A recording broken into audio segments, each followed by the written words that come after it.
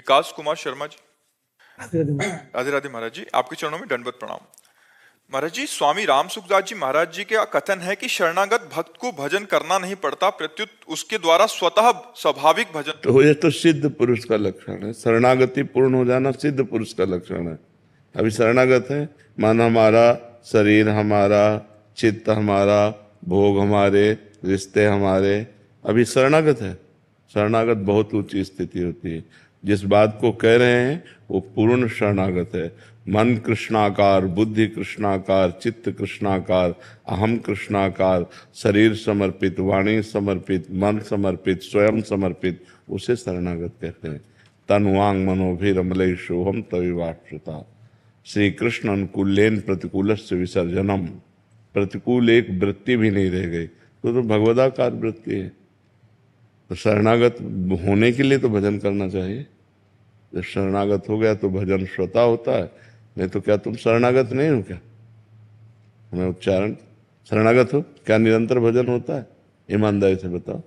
जितना प्रभु करवाए निरंतर भजन, इसमें प्रभु करवाने की बात हो तो केवल दैन्यता की बात होती है। ईमानदारी से बोलो, प्रभु के सिवा चिंतन में और कुछ आए ना, निरंतर भजन। अभी प्रश्न ही नहीं होता। अगर निरंतर भजन होता तो प्रश्न ही नहीं होता। उठते बैठते चलते फिरते खाते पीते भगवदाकार वृत्ति, हमें प्रश्न की जरूरत क्या है? तो जब तक हमारा सर्वस्व समर्पित नहीं हो जाएगा तब तक वही हमें दुख देगा, वही हमारे चिंतन में आएगा, वही हमारे शोक का कारण बनेगा। हमें पूर्ण समर्पण करना है, तब के लिए हमें निरंतर भजन करना है। विनय पत्रिका में गोस्वामी जी ने एक पद में लिखा, प्रिय राम नाम कैसा कि राम भी उन प्रिय न लगे। ऐसा राम नाम प्रिय लगे कि राम भी राम नाम के बराबर प्रिय न लगे। अर्थात अगर हम नाम जप करें, भगवान सामने आ गए तो नाम जप नहीं छोड़ेंगे, भगवान चाहे चले जाए। इतना प्रिय भजन होता है शरणागत का। अभी हमारी स्थिति कहाँ है? अभी हमारी स्थिति जगत में ही है, जगदीश में नहीं है। हर समय भगवदाकार वृत्ति, जिसमें किंचन मात्र न कोई स्त्री न पुरुष, सिया राम में सब जग जान। सारा जगत जिधर दृष्टि डालो सिया राम ही सिया राम दिखाई दे रहे। अभी वो स्थिति थोड़ी। शरणागति के लिए महापुरुषों के वचनों का सदुपयोग करे, दुरुपयोग न करे। जब हम तो शरणागत है, शरणागत को तो भजन करना नहीं, तो हमारी इंद्रियां, हमारा मन ये विषयों में चला जाएगा और हमारे द्वारा कुमार्गगामी प्रवृत्तियां होने लगेंगी। शरणागति तो दूर रही, नरक की प्राप्ति होगी। शरणागति का मतलब है अनन्यस चिंतयन्तो माम, अन्य चिंतन ही न हो। सो अनन्य गति जाके असमत न टरे हनुमंत, मैं सेवक सचराचर रूप स्वामी भगवंत। ये स्थिति, चौपाई दोहा याद कर लेना, हम जैसे याद करके बोल दिए, आप याद करके बोल दिए, ये अलग बात है। स्थिति, इस स्थिति के लिए निरंतर नाम जप, कोई और साधन नहीं, निरंतर नाम जप। महाराज जी, जैसे नाम जब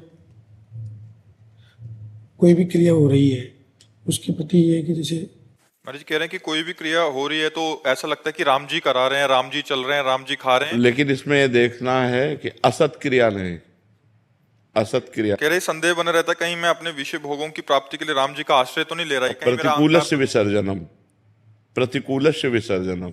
अभी शरणागत नहीं हुए, नहीं, ये बात नहीं आती कि कहीं मैं, यह है संशय, कहीं मैं राम जी की आड़ में भोग तो नहीं भोग रहा हूं।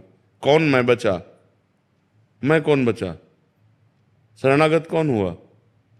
मैं कहीं राम जी की आड़ में विषय भोग न कर रहा हूं, तो आपका शरीर, आपका मन, आप तो शरणागत कौन हुआ?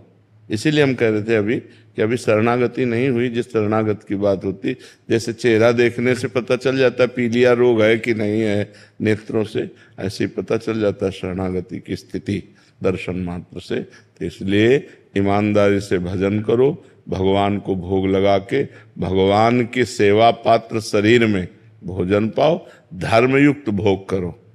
जैसे पत्नी है, परिवार है, धर्मयुक्त भोग करो भगवान का प्रसाद समझकर, और नाथ सकल संपदा तुम्हारी, मैं सेवक समेत सुतनारी। ये सबके लिए, मतलब आपके ना पत्नी परिवार हो तो जिसके पत्नी परिवार हो, धर्मयुक्त भोग भोगो, धर्म विरुद्ध भोगों का त्याग करो और निरंतर भगवान का नाम जप करो, बड़ा मंगलमय जीवन हो जाएगा। भगवान की शरण होना अत्यंत आवश्यक है। पता नहीं कब कौन सी घटना घटे। अभी जैसे वो सुनाना, वो जहाज में, हवाई जहाज में, आप सोचो जिंदा आदमी कैसे जला होगा। थोड़ी देर मन लगाओ, थोड़ी देर अपने को वहां हाजिर करो कि जिंदा हमारे ऊपर पेट्रोल गिरे, हमारे पूरा शरीर जिंदा जलना, मतलब जिंदा जलना, बेहोशी में जलाते जला होश में जलना, कितना भयानक दुख, कितना भयानक कष्ट। तो वो उनके लिए नहीं है, वो हमारे लिए भी है। हम भी कभी किसी दुर्घटना में ग्रस्त हो सकते हैं, हमारा भी कुछ हो सकता है। इसलिए भगवान की शरण, भगवान का नाम जब जितना कर लो, नहीं कब यहाँ से पत्ता साफ हो जाए कुछ पता नहीं। जा रहे हैं, दिल फेल हो जाए, एक्सीडेंट हो जाए, कुछ भी, आप आराम से जा रहे हो, गाड़ी आई रौंद के चली गई।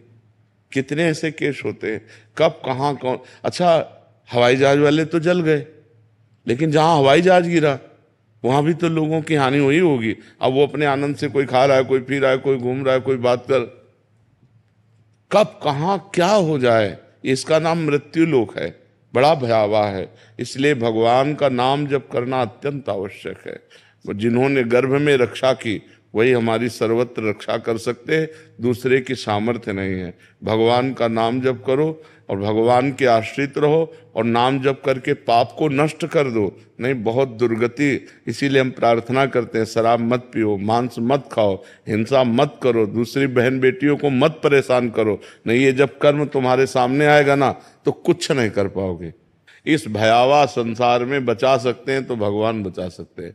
हम चैन से जन्म लिए, चैन से मर जाएं और भगवान को प्राप्त हो जाएं, यही मनुष्य जीवन का लाभ है। हमने जो शास्त्रों में पढ़ा कि जैसे बड़े गजराज के गले से माला छूट जाए, उसे पता भी ना चले, ऐसे भक्तों का शरीर छूटता है जो भगवान का भजन करते हैं, भगवान के चिंतन में आनंदमय कीर्तन करते हुए भक्त घेरे हुए हैं, शरीर छूट रहा है, जय जयकार, अंतिम मृत्यु का महोत्सव। अच्छा, लोग हमसे पूछते हैं कि जो लोग सांसारिक उन्नति को प्राप्त हो रहे हैं, भजन नहीं कर रहे हैं, वो भी तो सुखी हैं। चंद मिनट के लिए, परिणाम नहीं, परिणाम उन्हीं का सुखमय होगा जो भगवान का नाम जप करते हैं, धर्म में चलते हैं, जीवों पर दया करते हैं।